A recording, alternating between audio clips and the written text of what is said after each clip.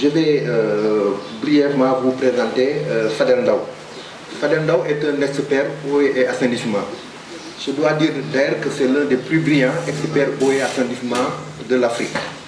Il a travaillé pendant de longues années dans son pays, où il a mené de grands projets, avant de poursuivre sa carrière en Côte d'Ivoire, au Burkina Faso et en Égypte, où il a conduit des réformes aussi d'autres projets. Donc nous, on l'a plus connu par la production de documents ou de contributions techniques, et on a été surpris quand il a pris sa retraite, tout en continuant quand même à être consultant pour la Banque mondiale et d'autres organisations, de découvrir que c'est un écrivain, et c'était des talents qui dormaient peut-être en lui et qu'il peut maintenant éclater, faire partager à tout le monde. Donc, après un livre qui a connu beaucoup de succès, un parcours au fil de l'eau, qui est parti de sa carrière comme expert eau et assainissement, il a produit ce roman qui est de très grande qualité pour tous ceux qui l'ont commenté jusqu'à présent. Et moi, vous êtes des écrivains, moi je suis journaliste et communicateur. J'ai l'impression de dire que oui, la passerelle est rapidement faite. Et j'ai l'impression de dire que, j'ai l'habitude de dire que les romanciers, ce sont eux qui nous aident à voyager et à rêver par l'écriture. Et lui, il a réussi à le faire d'une manière quasi parfaite. Parce qu'en lisant ce livre, elle va le développer peut-être mieux que moi. On a pu voyager en Jordanie, en Italie, à travers le Sénégal, et sur fond d'une intrigue vraiment qui est vraiment haletant.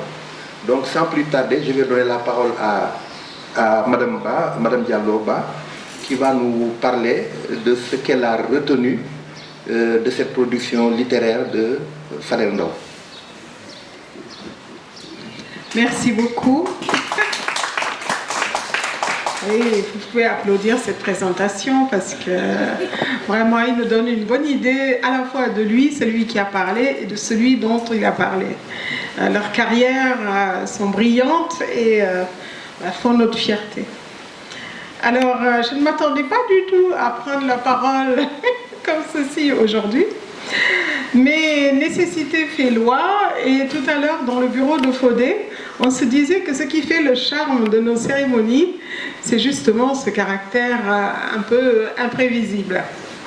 Et donc, peut-être que c'est ça qui fait aussi le charme, qui va faire le charme de la présentation, qui sait. Alors, les hommes scientifiques qui écrivent, ceux qui ont fait une belle carrière professionnelle et qui écrivent, produisent toujours des œuvres très denses, très intéressantes. Je me souviens de notre doyen Ibrahima Kandé-Sane, qui est décédé et qui avait produit, je trouve, les plus beaux romans que cette terre sénégalaise ait jamais produite. Je pense à Saint-Ben, bien sûr, qui a produit de très beaux livres. Mais lui, Ibrahima, c'était un géant. Un géant, il a produit des livres absolument impressionnants. Moi, je pense aussi à Jean-Christophe Ruffin, qui était ambassadeur de France au Sénégal et qui a produit une œuvre littéraire fantastique. Donc, on n'est pas obligé d'être du sérail littéraire ou d'être, voilà, pour produire de grands romans. Et en lisant ce texte, je me suis dit, il est heureux presque que la personne, le romancier qui a écrit ça, ne soit pas du sérail, parce que ce qu'il apporte dedans est de l'ordre de l'expertise. Et vous avez dit qu'il était expert eau et assainissement de dimension internationale. Ben, ça se voit là-dedans. La dimension écologique est très présente. Alors, j'ai, comme d'habitude, pour éviter de dire trop de bêtises, j'écris toujours un texte, surtout quand on est surpris comme ça. Alors, dans un premier temps, vous parlez juste du livre, du début à la fin, divisé en plusieurs chapitres, je crois que c'est 17, si je ne me trompe. 17 chapitres avec chacun un titre, 17 entrelacements avec pour chacun des titres une sorte d'autonomie, chacun des chapitres pourrait se lire tout seul. Mais tous ensemble, ils forment encore autre chose, un autre sens. Alors, je vais vous dire, moi, ce que j'en ai pensé. Au début, avant de savoir que j'allais le présenter à la place de Waliba, moi, j'avais voulu le prendre sous un angle un peu féminin, voire féministe, comme d'habitude. Hein. Et je me disais que les femmes dans ce livre n'avaient pas une belle destinée quand même. Même celle qui apparaissait flamboyante au début finit 4 pieds sous terre à la fin. Et complètement d'ailleurs réduite, ratatinée par cette calamité qu'est la drogue. Donc au début je me suis dit, bon, avec les 2 femmes en plus, l'une qui est une traîtresse, l'autre voilà, qui est la cousine, mais qui à la fin, bon, joue un rôle quelque peu traditionnel, je m'étais dit, je vais attaquer l'auteur sous un angle féministe. Mais bon, là maintenant, je ne me sens plus du tout dans ce mood-là, et je vais vous présenter ce que j'avais prévu. Donc, s'aventurer dans l'exégèse d'une œuvre littéraire lorsqu'elle est forgée par un esprit épris d'absolu, de rigueur et de grand système est un exercice qui commande une profonde gratitude et puis de la déférence. C'est avec bienveillance, une bienveillance admirative, que l'on ouvre votre livre, Masque dévoilé. D'emblée, le titre résonne comme une promesse lumineuse, une invitation généreuse faite au lecteur d'écarter les voiles du quotidien pour contempler les vérités cachées de l'existence. La littérature a ceci de magique qu'elle permet aux esprits les plus structurés de prêter leur clarté au mystère mouvant de l'âme humaine, offrant un carcan protecteur à ceux qui, sans l'art, resteraient de l'ordre de l'indicible. Ce texte se présente à nous comme un carrefour ambitieux et profondément humaniste, où se croisent les rumeurs du monde, les élans sacrés du cœur, les dérives du pouvoir et surtout la quête éperdue d'une commune dignité. C'est précisément la volonté totale d'embrasser l'univers en un seul mouvement de plume. Une foi inébranlable en la puissance des mots, c'est cela qui fait la grandeur et la poésie de cette œuvre. On sent poindre sur chaque ligne la sensibilité d'un penseur qui a choisi de mettre la clarté de sa vision au service des passions humaines. Vous avez construit une intrigue avec une maîtrise architecturale quand même rassurante. Les personnages avancent sur l'échiquier de la fiction, guidés par une main bienveillante, et dessinent des trajectoires assez complexes, mais qui ne perdent jamais le nord éthique que vous vous êtes fixé.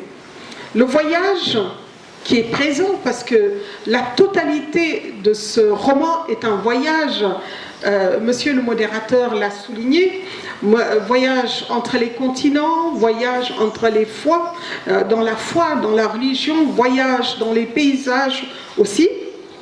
Le voyage est inévitablement ici un véritable cheminement initiatique. L'amour n'est pas simplement un égarement destructeur, mais c'est une force d'élévation, une tension vers le beau et le bien qui soutient les êtres face aux tempêtes. Cette belle propension à vouloir harmoniser le chaos du monde, à donner un sens et une direction à l'inextricable complexité de nos sentiments, confère au roman une certaine majesté, et une majesté de la raison et du cœur réunis. L'auteur, vous en l'occurrence, vous veillez sur vos créatures avec une sorte de sollicitude paternelle, même si on a tendance à se demander est-ce que Sobel c'est Fadel. Donc le récit s'articule autour de piliers qui cohabitent dans une symphonie habilement maîtrisée. D'abord le complot. Vous le traitez non pas comme un artifice de divertissement, mais comme une allégorie lucide et courageuse des forces qui tentent d'assombrir notre monde. À travers les machinations de l'ombre et les coulisses du pouvoir, vous déployez une critique sociale et une critique philosophique essentielle. Vous mettez en scène les structures de domination pour mieux exalter l'étincelle de résistance et de justice qui réside en chaque individu et en l'occurrence en Sobel Diouf. Les masques de l'hypocrisie tombent les uns après les autres, révélant la nécessité impérieuse de la droiture. C'est une mécanique narrative d'une grande clarté qui fonctionne comme une fable moderne où la vérité finit toujours par triompher des ténèbres. Le lecteur y trouvera un motif d'espérance, une démonstration que face à la trahison, la conscience humaine possède les ressources nécessaires pour rétablir l'équilibre et préserver le lien commun. C'est une quête de vérité qui se déploie à travers ce voyage, une translation géographique que vous utilisez comme un miroir de l'élévation de l'âme. Les décors changent, les horizons s'élargissent et on ressent de l'émerveillement face à ce que vous, écrivains, pensez devant la richesse et la diversité du monde. Les frontières que l'on franchit dans ce roman ne sont pas simplement extérieures. Moi, j'y ai vu des frontières intérieures que l'on franchit petit à petit. C'est un nomadisme textuel que vous nous proposez. Et c'est une invitation au détachement, une invitation à quitter les certitudes casanières pour aller à la rencontre de l'autre aussi. Ce n'était pas très évident entre Mona et Fadel. Pourtant, ils parlent... J'ai dit Fadel. Wow. Entre Mona et Sobel. Bon, en tout cas, voilà, du coup j'ai perdu mon... Voilà, les paysages. Donc, je laisse Mona et Sobel, ou Mona et Fadel, hein, on peut, hein. Je me demande s'il n'y a pas une Mona dans votre vie. Enfin, on verra bien, vous nous le direz. Madame Dao appréciera. Ah, Madame Dao, pardon. Non, ou alors, c'est une Mona purement spirituelle. Elle n'existe pas, voilà. C'est comme les enfants que... Ma petite copine là, le dira facilement. C'est comme les enfants qui ont des amis imaginaires qui vous accompagnent la nuit, avec qui vous pouvez discuter. Cette Mona est purement, voilà, virtuelle. On comprend au fil des pages que le grand périple que vous nous proposez n'est pas une fuite, mais peut-être une parabole. Il faut quelquefois courir le monde et accepter le détour de l'exil pour mesurer l'étendue de sa propre patrie intérieure.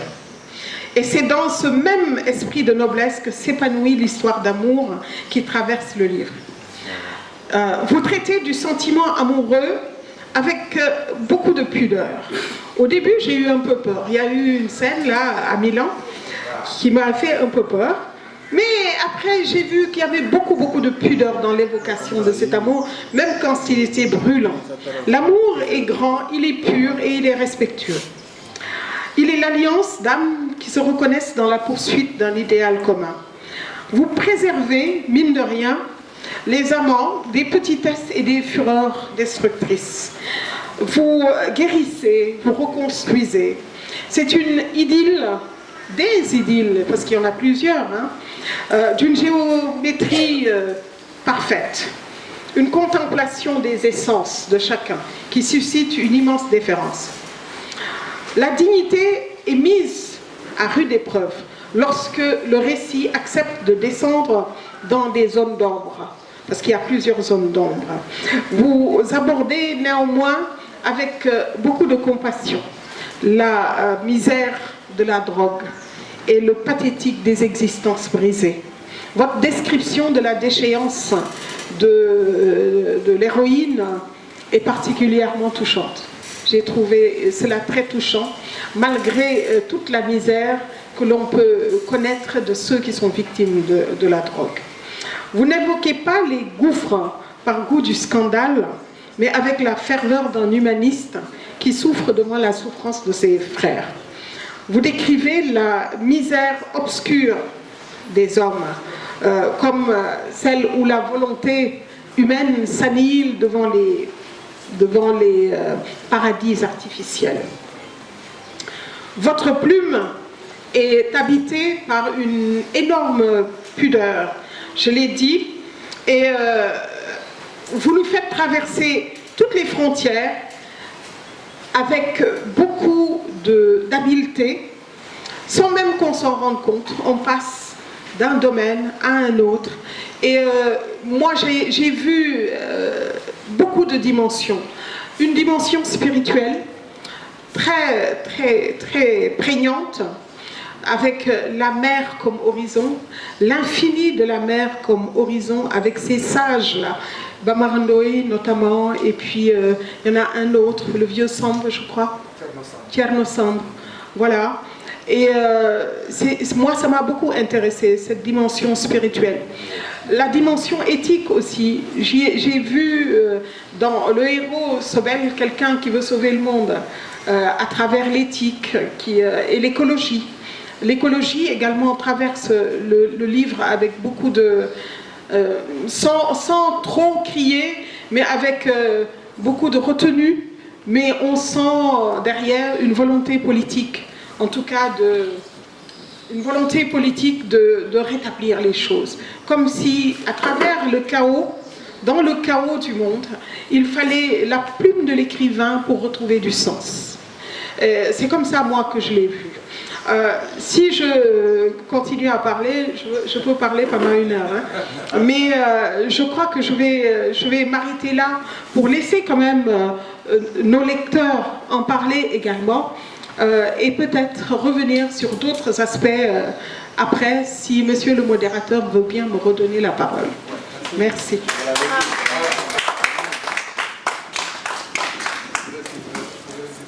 Non, je vous l'avais dit. Ah ouais, par rapport à elle. Voilà. Donc elle mérite vos applaudissements, hein, vos applaudissements, parce que elle vient de le démontrer qu'elle a profondément plongé dans le livre.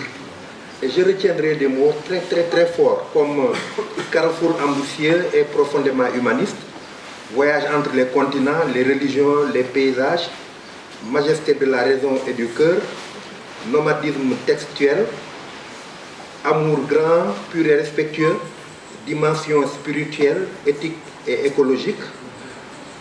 Je suis certain que ceux qui vous entendront parler, s'ils ne l'ont pas encore fait, vont se précipiter pour acquérir le livre.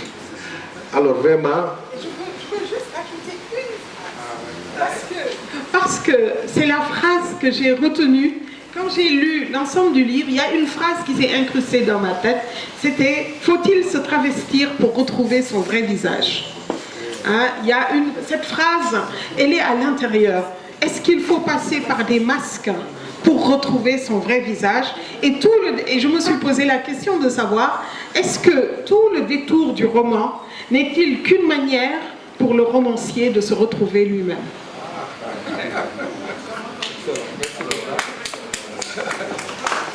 Faut-il se travestir pour retrouver son vrai visage? Au-delà de ce roman, je pense que c'est...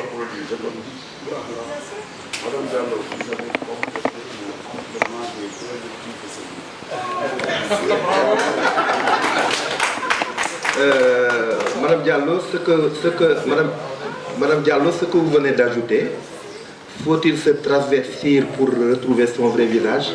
Je vais le retenir parce que je trouve que si l'on considère l'actualité actuelle du pays, ça fait réfléchir. Hein? Voilà. Alors maintenant, je ne sais pas, Monsieur le Président, si... Voilà. Féliciter Fatoumata, dont je connais vraiment sa puissance dans l'analyse littéraire, dire que j'ai envie d'aller retrouver tout ce qu'elle a dit, hein, franchement. Parce que moi, c'est tout à l'heure que j'ai pris le livre avec ma sœur, pour dire simplement que ce qu'elle a dit dans sa présentation, nous arrive à tous, nous les auteurs. Parce que c'est pas, le titre n'est pas trouvé comme ça. Je sais que si l'auteur rentre dans, je ne sais pas si c'est l'auteur ou l'éditeur, mais si c'est l'auteur qui a trouvé le titre, il doit lui dire beaucoup de choses derrière aussi. Parce que là, elle nous a dit ça. Je crois que masque déjà signifie beaucoup de choses. Qui s'est abrité derrière tout ça? Ça ne peut être que l'auteur. Pour dire simplement, j'ai lu encore la 4e pour revenir, parce que souvent, Fouad Badrebé parlait tellement de ça, du siècle des Lumières, où les techniciens, les scientifiques écrivaient, se créaient un club pour entrer dans la littérature, parce qu'on les mettait à côté, les spécialistes littéraires les mettaient à côté, ils se sont constitués en groupe, ou groupement simplement, pour parler de la littérature les soirs. Or, l'histoire nous a montré que les gens qui sont formés dans les disciplines techniques et autres, quand ils arrivent dans la littérature, sont très très puissants. Et je crois que ce livre, ce qu'on a retrouvé tout à l'heure avec la présentation, démontre un peu cette possibilité. Donc, encore une fois, bravo de la note qui nous incite ou nous pousse à aller chercher vraiment ce qui n'est pas encore dit.